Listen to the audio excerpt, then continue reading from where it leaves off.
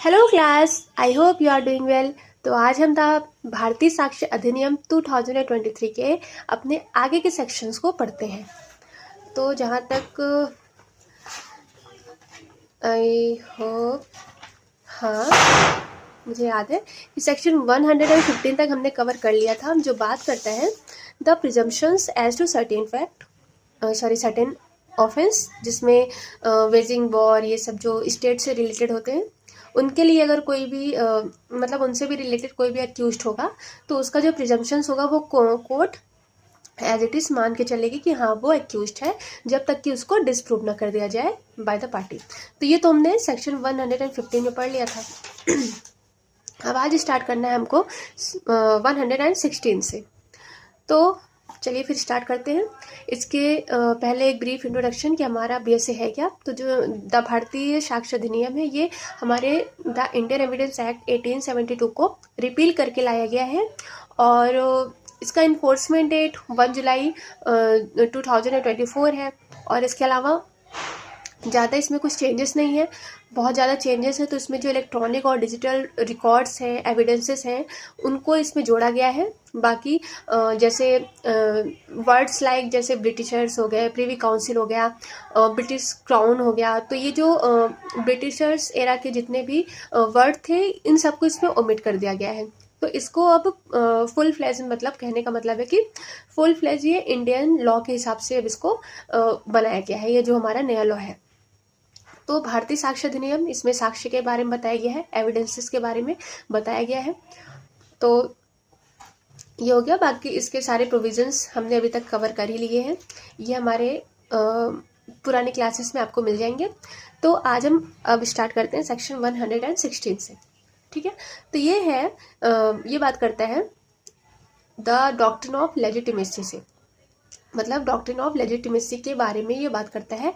116 birth during marriage conclusive proof of legitimacy. यहाँ पे during marriage की बात की जा रही है, ड्यूरिंग मैरिज के बारे में। तो सबसे पहले तो यहाँ पे एक वर्ड आया है, वो है कंक्लूसिव प्रूफ। हमने पहले देखा था कि 3 प्रकार के प्रिजम्पशंस होते हैं, लाइक मे प्रिजम्पशन, शैल प्रिजम्पशन, और तीसरा होता है हमारा कंक्लूसिव प्रूफ। तो मे जो होता है वो मतलब उसमें कोर्ट का डिस्क्रिप्शन होता है, कोर्ट माने या ना माने, अगला पार्टी उसको डिस्प्रूव कर सकता है। शैल होता है जो कि मैंडेटरी फॉर्म में होता है, जिसको कोर्ट को मानना ही पड़ता है कि हाँ ये ऐसा है, अनलेस की पार्टी उसको डिस्प्रूव, यानी अनलेस की दूसरी पार्टी जो अगेंस्ट है उसको डिस्प्रूव ना कर दे। और फिर आता है हमारा तीसरा कंक्लूसिव प्रूफ। तो ये एक इररिवर्टेबल प्रिजम्पशन ऑफ लॉ है, जिसको कोर्ट को मानना ही मानना होता है, और इसके मतलब इसके बिहाफ पे या इसको फेल करने के लिए, इसको डिसप्रूव करने के लिए court of law evidences allow नहीं करती है। ये हमने देखा था कहाँ, डेफिनेशन क्लॉजेस में, जहाँ पे कंक्लूसिव प्रूफ बताया गया है। तो जो हमारा 116 है, ये किससे रिलेटेड है? The presumptions of legitimacy of child से रिलेटेड है। तो हमने जान लिया मे, शैल और कंक्लूसिव प्रूफ। तो यहाँ पे लिखा है any person was born during the continuance of a valid marriage between his mother and any man. तो यहाँ पे फादर वर्ड डिनोट ना करके यहाँ पे वर्ड डिनोट किया गया है एनी मैन। लाइक कभी कभी क्या होता है कि बच्चे जन्म लेते हैं और उनके ऊपर ये लगा दिया जाता है कि ये मतलब इनके फादर वो नहीं है जिनसे उनकी मदर की शादी हुई है। तो इस चीज़ को एक फुल प्रूफ देने के लिए हमारा ये सेक्शन बनाया गया है। तो इसमें यही बोला जा रहा है कि अगर कोई चाइल्ड है या कोई पर्सन है जिसका जन्म हुआ है, कब? जब वो शादी जो है चल रही है, लगातार शादी, एक वैलिड मैरिज है, वो शादी चल रही है, उसके दौरान अगर कोई भी बच्चा बॉर्न हुआ है, कोई भी बच्चा जन्म लिया है, उसकी मदर, और चाहे वो एनी मैन, वो चाहे कोई भी पर्सन हो, और यहाँ पे और है, और within 280 days after its dissolution. तो यहाँ पे 280 दिन का एक क्राइटेरिया दिया हुआ है और बोला जा रहा है आफ्टर इट्स डिसोलेशन, मतलब यहाँ पे शादी के खत्म होने के बाद 280 दिन, ठीक है, मतलब शादी खत्म हुई उसके 280 दिन के अंदर अगर कोई बच्चा जन्म लेता है तो ऐसा माना जाएगा कि, मतलब शैल बी कंक्लूसिव प्रूफ, ऐसा माना जाएगा कि वो एक लेजिटिमेट चाइल्ड है और उसका जो फादर है वो वही मैन है जिससे उनकी माँ की शादी हुई थी, या जिनके साथ उनकी माँ एज अ हस्बैंड वाइफ या एज अ मैरिज रहती थी। ठीक है, तो यहाँ पे ये चीज़ है। Unless it can be shown, unless यहाँ पे अनलेस लग गया है, it can be shown that the parties to the marriage had no access to each other at any time when he could have been forgotten. तो यहाँ पे ये एक तरफ से हमारा रिबिटेबल प्रिजम्पशंस ऑफ लॉ है जिसको रिबट किया जा सकता है। तो यहाँ पे प्रोवाइडेड क्या दे दिया गया है, इसका एक्सेप्शन क्या दे दिया गया है कि अगर अदर पार्टी ये प्रूफ कर दे कि जो शादी है उसमें ऐसा कोई एक्सेस ही नहीं हुआ, यानी जाहिर सी बात है यहाँ पे इंटीमेसी की बात की जा रही है। अगर जो हम पर्सन है अगर वो इंटीमेट ही नहीं हुए हैं तो चाइल्ड कैसा होगा। अगर ये चीज़ कोर्ट ऑफ लॉ में प्रूफ कर देता है अगला इंसान तो यहाँ पे चाइल्ड की लेजिटिमेसी नहीं मानी जाएगी। बट अगर नहीं प्रूफ करता है तो ये कंक्लूसिव प्रूफ है कि जो वो बच्चा है वो उसी मैन का है मतलब जिनसे उनकी मदर की शादी हुई थी। तो ये हो गया हमारा 116। अब 117 बात कर रहा है presumptions as to abetment of suicide by married women. तो यहाँ पे अबेटमेंट ऑफ सुसाइड की बात की गई है। ये हमारे इंडियन एविडेंस एक्ट के 113A में दिया हुआ था, 113A में दिया हुआ था। और इसको ऐड कब किया गया था, बाय द अमेंडमेंट ऑफ 1983। ठीक है, 1983 में इसको ऐड किया गया था हमारे इंडियन एविडेंस एक्ट पे। तो अब इसमें आया है तो जाहिर सी बात है ए भी तो हट जाएगा, तो ये आ गया हमारा 117 में। तो इसमें कुछ क्राइटेरियाज हैं, लाइक सबसे पहले इसमें क्या देखना है कि वुमेन के द्वारा सुसाइड कमिट किया गया हो, मतलब वुमेन के द्वारा सुसाइड यहाँ पे किया गया हो और वो अबेटेड हो, यानी उसको किसी ने उकसाया हो। और कौन उकसाने वाला पर्सन होना चाहिए, या तो उसका हस्बैंड होना चाहिए उस महिला का जिसने सुसाइड कमिट किया है, या तो उसका हस्बैंड होना चाहिए और any relatives of her husband, या तो उसके हस्बैंड का कोई भी रिलेटिव्स लाइक सास ससुर है ना, चाचा ताऊ, मतलब उनके हस्बैंड से रिलेटेड जो भी रिलेटिव्स हैं वो सारे इसमें इंक्लूड हो जाएंगे, लाइक ननद, ये सब भी any relatives of the her husband. And it is shown that she had and that her husband or such relatives of her husband had subjected her to cruelty. और यहाँ पे ये भी देखना है कि जो उसने सुसाइड कमिट किया है वो 7 साल के अंदर, यानी उसकी शादी के 7 साल के अंदर सुसाइड कमिट किया है। और ऐसा भी देखा जाना चाहिए कि उसका जो सुसाइड करने का एग्जैक्ट पहले मतलब जो टाइमिंग होती है उसमें उनके साथ क्रूएलिटी की गई थी, जैसे मारा गया है या डोमेस्टिक वायलेंस हुआ है, बहुत सारे होते हैं। लाइक बहुत लोग कमेंट करते हैं है ना, बेइज्जती करते हैं पब्लिकली। तो ये सब चीज़ें सुनकर जो वो महिला है उन्होंने मतलब उनको अबेट किया गया ताकि वो सुसाइड करें। और ये सब कब हो रहा है, उनकी शादी के 7 साल के अंदर। तो कोर्ट ये प्रिज्यूम करके चलेगी कि ये जो सुसाइड कमिट किया गया है ये एक अबेटमेंट का काम है जो कि उनके हस्बैंड और उनके हस्बैंड के रिलेटिव्स के द्वारा किया गया है। तो ये मे प्रिज्यूम है। मे प्रिज्यूम का मतलब क्या होता है कि कोर्ट का डिस्क्रिशन है, वो माने या ना माने, और अदर पार्टी इसको डिसप्रूव कर सकती है। तो ये हो गया।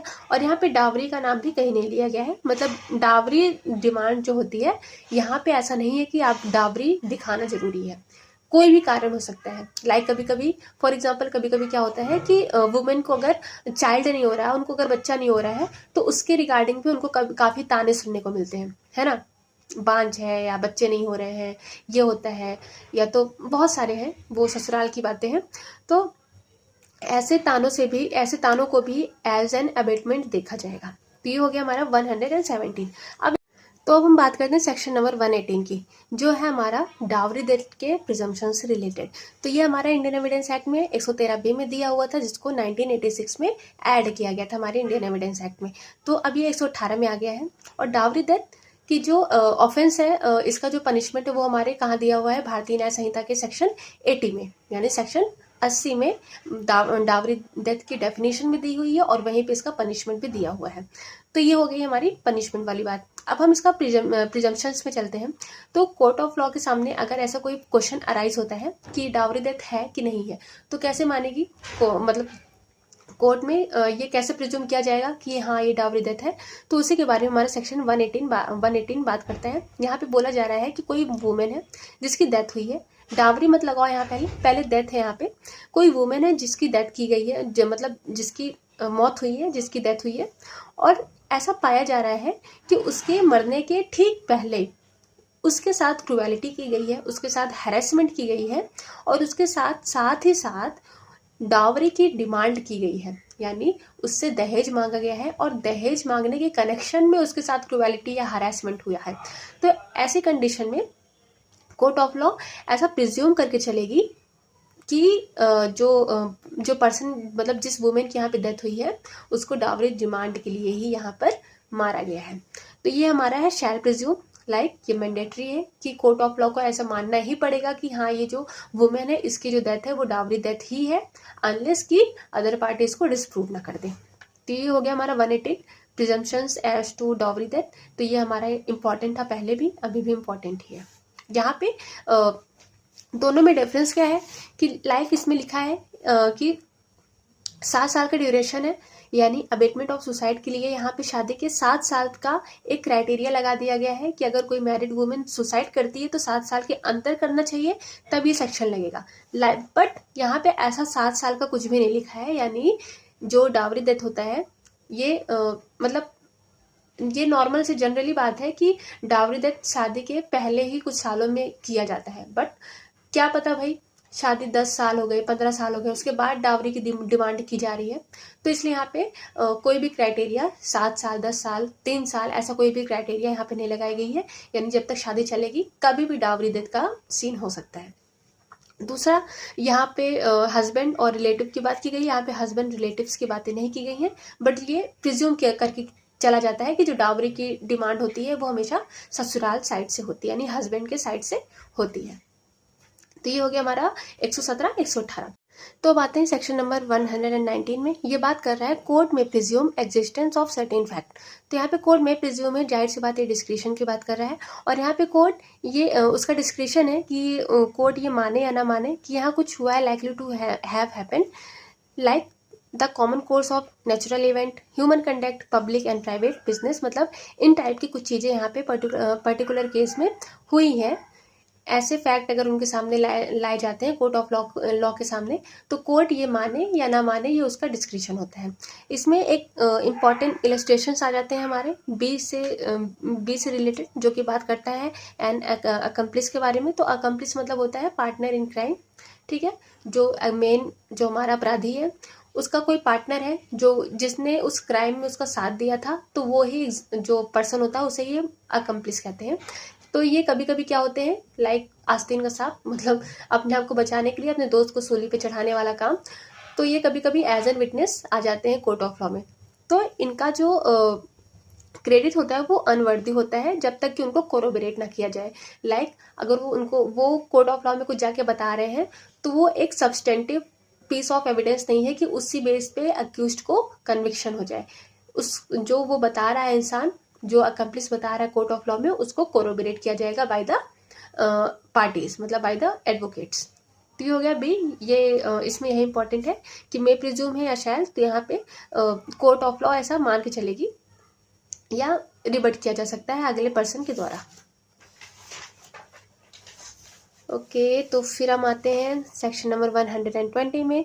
ये बात करता है presumptions as to absence of consent in certain prosecution. तो ये हमारे रेप जैसे ऑफेंस से रिलेटेड है।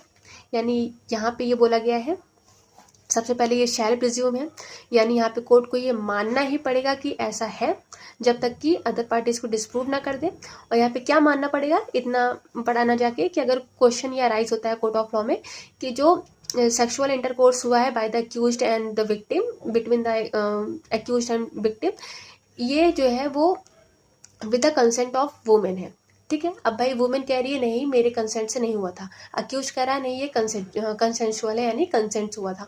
तो ऐसी कंडीशन में जो विक्टिम कह रही है कि नहीं ये मेरे कंसेंट से नहीं हुआ था, विदाउट द कंसेंट हुआ था, तो कोर्ट ऑफ लॉ ये मान के चलेगी कि हाँ ये जो सेक्सुअल इंटरकोर्स हुआ था इसमें वुमेन का कोई भी कंसेंट नहीं था। तो ये भी रिबटेबल है, अदर पर्सन को ये डिस्प्रूव करना पड़ेगा कि नहीं ये कंसेंटफुल था। तो ये हो गया हमारा 120, जो हमारे इंडियन एविडेंस एक्ट के 114A में इसको वो किया गया था, मतलब ऐड किया गया था। और इसमें जो BOP यानी बर्डन ऑफ प्रूफ होता है वो अक्यूज्ड के ऊपर होता है कि वो प्रूव करे कि जो वहाँ पे वुमेन की कंसेंट है वो फ्री थी, यानी वुमेन के कंसेंट के साथ ही यहाँ पे सेक्सुअल इंटरकोर्स किया गया था। तो ये हो गया हमारा 120। अब हम आते हैं अपने चैप्टर नंबर 8 स्टॉपल। अब जो स्टॉपल का डॉक्ट्रिन होता है ये इंपॉर्टेंट हो जाता है हमारा प्री मेंस इंटरव्यू तीनों के लिए। अब देखो जो स्टॉपल है हमारा पूरा जो हमारा ये BSA है भारतीय साक्ष्य अधिनियम में, ये पूरा प्रोसीजरल है। ठीक है भाई, इसमें प्रोसीजर बताए गए हैं कि हाँ ऐसे ऐसे होता है। बट स्टॉपल एक ऐसी चीज़ है जो कि एक सब्सटेंटिव लॉ है, मतलब यहाँ पे राइट्स बताए जा रहे हैं पर्सन के।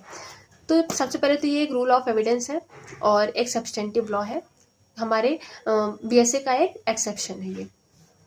अब स्टॉपल का मतलब होता है टू स्टॉप, यानी दूसरे पर्सन को स्टॉप करना। अब भाई कोर्ट ऑफ लॉ दूसरे पर्सन को कब स्टॉप करेगी ये जानिए यहाँ पे।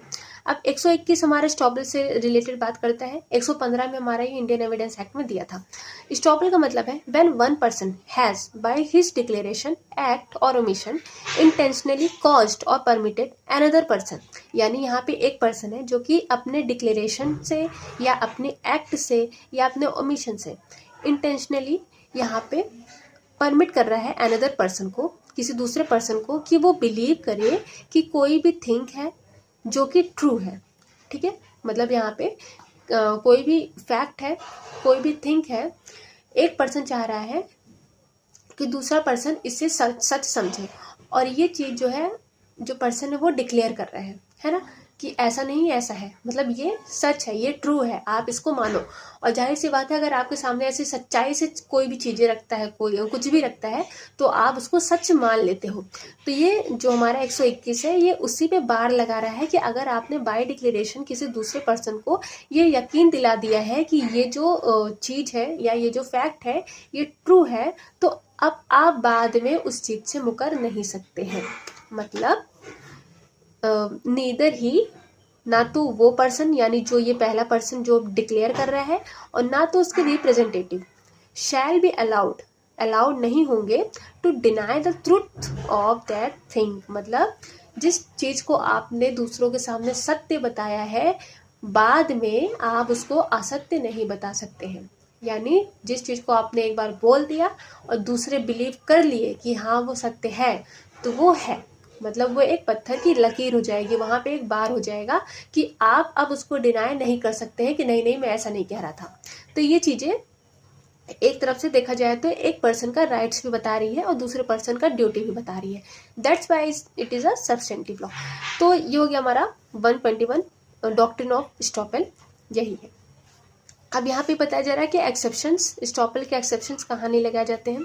It does not apply to those matter where both party have the knowledge of truthfulness. अब भाई एक पर्सन, दो फ्रेंड हैं, एक कह रहा है कि मैं प्लेन उड़ा सकता हूँ, एक कह रहा है कि मैं रेलगाड़ी चला सकता हूँ, ट्रेन चला सकता हूँ, और दोनों जानते हैं कि ना भाई तू मतलब प्लेन उड़ा सकता है और दूसरा जानता है ना तो तू ट्रेन चला सकता है। तो ऐसी चीज़ों में जहाँ पे दोनों को पता है, किसी को कुछ भी बिलीव कराने की ज़रूरत नहीं है, तो यहाँ पे स्टॉपल नहीं लगेगा। अब दूसरा क्या है, it does not apply against statute of law, sorry और लॉ। तो अब जो हमारे लॉ में लिखा हुआ है, जो हमारे स्टैट्यूट में लिखा हुआ है, वो भाई गलत नहीं है, वो तो डॉक्यूमेंट है हमारा, है ना, लिखित है। तो ऐसी चीज़ों पे स्टॉपल नहीं लगाया जाएगा। अब तीसरा है यहाँ पे, it does not apply to ultra vires. अब अल्ट्रा वायरस का मतलब होता है बियॉन्ड द बाउंड्रीज। अब भाई कोई चीज़ की एक सर्कल है, आप उसके बाहर जाके कोई भी काम कर रहे हो, ठीक है, तो अगले पर्सन को तो इतना पता होना चाहिए ना कि ये गलत है। तो ऐसी चीज़ों पे जो अल्ट्रा वायरस ऑर्डर्स होते हैं, अल्ट्रा वायरस डिसीजंस होते हैं जो कि बियॉन्ड द पावर जाके किए जाते हैं, उस पर भी स्टॉपल नहीं लगाया जाएगा। फोर्थ है, ये does not apply to sovereign act of government. तो सॉवरेन एक्ट्स जो होते हैं, जो गवर्नमेंट से रिलेटेड जो चीज़ें होती हैं, उन पे भी स्टॉपल नहीं लगाया जाता है। 5 है हमारा, it does not apply against a minor. अब माइनर है, बच्चा है, झूठ बोलेगा, ठीक है, उसका काम है, पता लग रहा है कि कुछ तोड़ फोड़ के आ रहा है, बता रहा है कि मैंने नहीं तोड़ा, तो इस चीज़ के लिए तो अब स्टॉपल उस पर नहीं लगाएंगे ना, तो यहाँ पे माइनर को भी छूट दी गई है। अब 6 है यहाँ पे, ये मेंटेनेंस पे भी अप्लाई नहीं करता है, क्योंकि मेंटेनेंस एक ऐसा चीज़ है जो कि मतलब कंटिन्यूएंस में भी दिया जाता है, इंट्रिम में दिया जाता है, तो आप कहाँ कहाँ स्टॉप मतलब कहाँ पे स्टॉप लगाता है वो इंसान फिरेगा। तो ये मेंटेनेंस है, यानी हमारा जो स्टॉपल का डॉक्ट्रिन है वो मेंटेनेंस में भी नहीं लगता है। नॉट यूज इन क्रिमिनल और क्वाज़ाई क्रिमिनल केस। तो यहाँ से हमको क्रिमिनल और क्वाज़ाई क्रिमिनल केस से क्या मतलब समझ में आया कि जो हमारा डॉक्ट्रिन ऑफ स्टॉपल है ये सिर्फ और सिर्फ सिविल केसेस में लगता है, ना कि क्रिमिनल केस पे लगता है। ठीक है, तो ये हो गया हमारा एक्सेप्शंस, ये सारे इंपॉर्टेंट हैं, एग्जाम में आते भी हैं। तो स्टॉपल में बस इतना ही, ज़्यादा इसमें डीपली जाने की जरूरत नहीं है। एक सिविल एक्शन है, लाइक इससे भी रिलेटेड क्वेश्चन पूछे जाते हैं कि जो हमारा डॉक्ट्रिन ऑफ स्टॉपल है ये किस प्रकार के केसेस में इसको अप्लाई किया जाता है, तो वो है सिविल एक्शन में इसको अप्लाई किया जाता है, ना कि क्रिमिनल में। तो इसका एक केस है पिकर्ड वर्सेस सेयर्स, मतलब पिकर्ड वर्सेस सेयर्स से जो डॉक्ट्रिन ऑफ स्टॉपल है इसका ओरिजिन हुआ था, तो इसका फर्स्ट केस माना जाता है पिकर्ड वर्सेस सेयर्स, इंपॉर्टेंट है। बस फिर हो गया हमारा, मतलब इतना हमारे प्री के लिए इंपॉर्टेंट है, मेंस के लिए तो बहुत डीपली जाना पड़ेगा, मतलब केस वेस बहुत है इसमें। फिर हम आते हैं अपने सेक्शन नंबर 123 पे। ये बात करता है estoppel of acceptor of bill of exchange bailee licensee. तो यहाँ पे 3 दिए हुए हैं कि जो बिल ऑफ एक्सचेंज को एक्सेप्टर है, मतलब जो बिल ऑफ एक्सचेंज को एक्सेप्ट कर रहा है वो मतलब इस बात को डिनाई नहीं करेगा कि जो ड्रॉवर जिसने इसमें साइन किए हैं उनके पास ये अथॉरिटी नहीं थी। फिर आते हैं हमारे बेली और लाइसेंसी। तो बेली का मतलब हमको पता ही है कि जिनको बेलर जो अपनी प्रॉपर्टी देता है for the specific time for the specific purpose, जब वो पर्पस कंप्लीट हो जाता है तो आपको वो जो गुड्स हैं उसको वापस करना पड़ता है, किसको, बेलर को, मतलब उनकी प्रॉपर्टी उनको वापस करनी पड़ती है आफ्टर सम टाइम, मतलब after a specific period one lapse. ठीक है, तो ये हो गया हमारा बेली और लाइसेंसी। तो यहाँ पे यही बोला जा रहा है कि जो नॉट शैल एनी बेली और लाइसेंसी बी परमिटेड टू डिनाई, यानी बेली और लाइसेंसी भी यहाँ पे डिनाई करने को परमिट नहीं है कि जिस टाइम वो बेलमेंट किया जा रहा था या लाइसेंस किया जा रहा था उस टाइम जो बेलर थे और लाइसेंसर थे उनके पास ऐसा करने के लिए अथॉरिटी नहीं थी। भाई जिस टाइम किया जा रहा था उस टाइम तो आप जांचा होगा ना, परखा होगा आपने, उन्होंने बाय डिक्लेरेशन आपको ये सच जनवाया होगा कि हाँ ये मतलब ट्रुथ है ना, हम आपको अपनी प्रॉपर्टी दे रहे हैं, तो अब बाद में आप उसको डिनाई नहीं कर सकते हैं। ये चीज़ हो गया हमारा 123, ये ज़्यादा इंपॉर्टेंट नहीं है। तो अब हम आते हैं अपने चैप्टर नंबर 9 पे, जो बात करता है विटनेस। अब यहाँ पे हम विटनेस के बारे में समझेंगे कि विटनेस कौन कौन से होते हैं, मतलब विटनेस कैसे कैसे पर्सन को as an witness court of law में प्रस्तुत किया जा सकता है, और कौन से ऐसे पर्सन है जिसको एज एन विटनेस नहीं लाया जा सकता है। तो सेक्शन 124 हु में टेस्टिफाई, यहाँ पे टेस्टिफाई की बात की जा रही है कि कौन से ऐसे पर्सन है जिनको एज एन विटनेस टेस्टिफाई किया जा सकता है। तो सब जनरल लॉ क्या है कि all person shall be competent to testify, मतलब सारे ही पर्सन, जनरली सारे पर्सन को as an witness court of law में लाया जा सकता है, अनलेस, अब यहाँ पे एक्सेप्शंस बताए गए हैं कि सारे पर्सन को हम टेस्टिफाई कर सकते हैं, कॉम्पिटेंट होते हैं वो टेस्टिफाई करने के लिए, तब तक जब तक कोर्ट को ये ना पता लग जाए या कोर्ट के सामने ऐसा प्रूव ना कर दिया जाए कि जो पर्सन है, जिस पर्सन को एज एन विटनेस लाया गया है, ना तो वो समझने के काबिल है, मतलब जो क्वेश्चन उनसे पूछा जा रहा है वो उनको समझ नहीं आ रहा है, तो ऐसा पर्सन क्या ही मतलब कोर्ट में एविडेंस देगा, क्या ही वो एग्जामिन करेगा। दूसरा क्या है, फ्रॉम गिविंग रैशनल आंसर। अब जिससे क्वेश्चन पूछा जा रहा है वो उस क्वेश्चन का रैशनल आंसर ही नहीं दे पा रहा है, तो ऐसे लोगों को भी एज एन विटनेस नहीं लाया जा सकता है। तीसरा है बाय टेंडर ईयर्स। अब टेंडर ईयर्स मतलब होता है चाइल्ड एज, बहुत ही छोटा, मतलब लाइक 5 साल से अंदर के जो बच्चे होते हैं, 3 साल 2 साल 4 साल, है ना, बहुत छोटे बच्चे होते हैं जिनके अंदर ना समझने की क्षमता होती है, लाइक मतलब समझने बूझने की क्षमता नहीं है, बोलने की क्षमता नहीं है, वो बोल नहीं सकते हैं, तो ऐसी कंडीशन में उनको विटनेस नहीं बनाया जाएगा। लाइक मतलब कुछ है यहाँ पे जजमेंट है जिसमें बोला गया है कि चाइल्ड विटनेस भी कॉम्पिटेंट होते हैं, लेकिन वो तब होते हैं जब वो समझने के काबिल हो, जब उस जो क्वेश्चन उनसे पूछा जा रहा है उसका आंसर देने के काबिल हो, लाइक 7 साल से ऊपर के बच्चे। तो ये हो गया हमारा बाय टेंडर।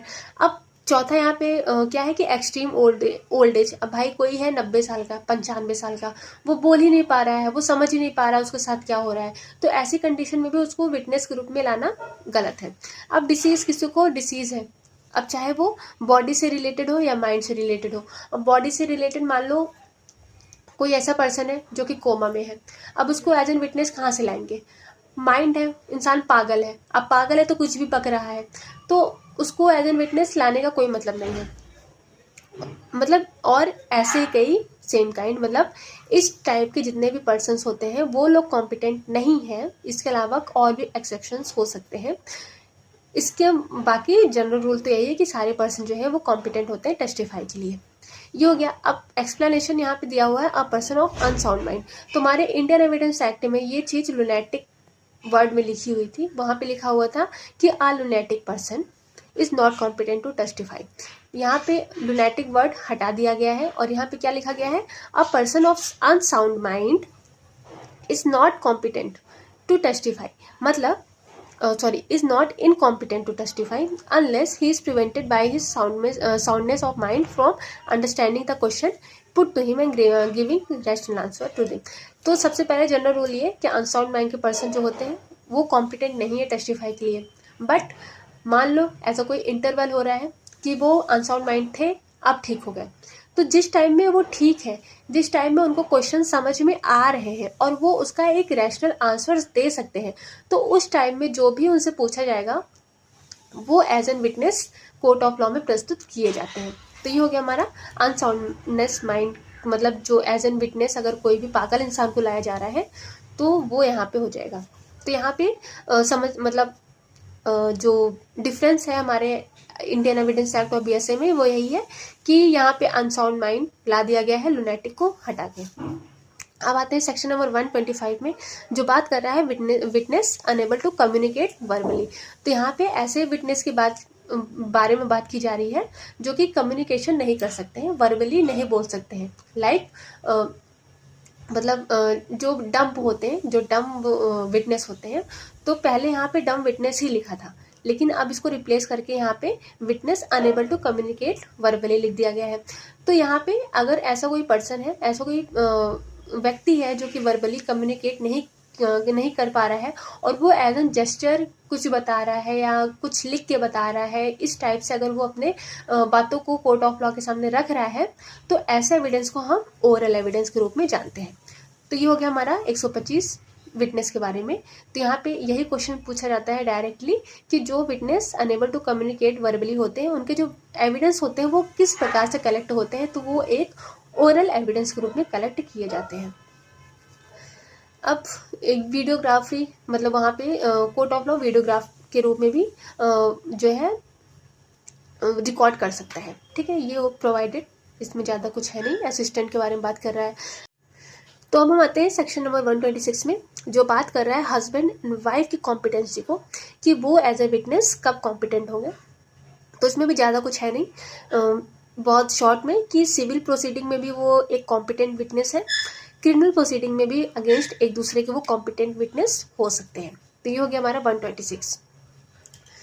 तो ठीक है, यहाँ पे केस भी है इंपॉर्टेंट, इसको देख लीजिएगा। क्वीन वर्सेस अब्दुल्ला का केस है 1885 का, हाँ 1885 का केस है ये, जब हमारा INC यानी इंडियन नेशनल कांग्रेस का गठन हुआ था, तब का ये केस है, बहुत पुराना केस है और ये बहुत ही अच्छा, मतलब बहुत ही एक अच्छा केस है, इसको पढ़ना चाहिए। क्वीन वर्सेस अब्दुल्ला हम डाइंग डिक्लेरेशन से रिलेटेड भी पढ़ते हैं, सेक्शन मतलब कंडक्ट के रिलेशन में भी पढ़ते हैं, सब्सिक्वेंट कंडक्ट के रिलेशन में भी पढ़ते हैं।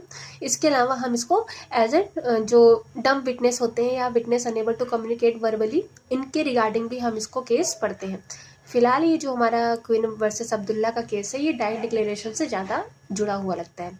तो इसमें ज़्यादा नहीं, इसमें ये बताया गया कि statement made by gestures may also be consider as oral evidence, यानी कोई पर्सन अगर जेस्चर्स के रूप में कुछ बोलने की कोशिश कर रहा है तो उसको as an oral evidence record किया जा सकता है। तो ठीक है, अब सॉरी मेरा गला बैठ गया। तो सेक्शन 126 आज यहाँ पे। अब सेक्शन 127 जो बात करता है जजेस एंड मजिस्ट्रेट कब विटनेस के रूप में बुलाए जा सकते हैं इसके बारे में, और इसका जो फर्दर प्रोविजंस है वो हम नेक्स्ट वीडियो में देखते हैं। और आज के लिए बस इतना ही। बाकी आपको मेरी क्लासेस पसंद आई हो तो do like share and subscribe the channel, और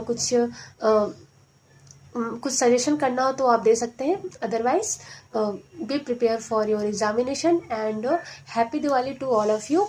अच्छे से मनाइए और मतलब सेफली मनाइए। Thank you.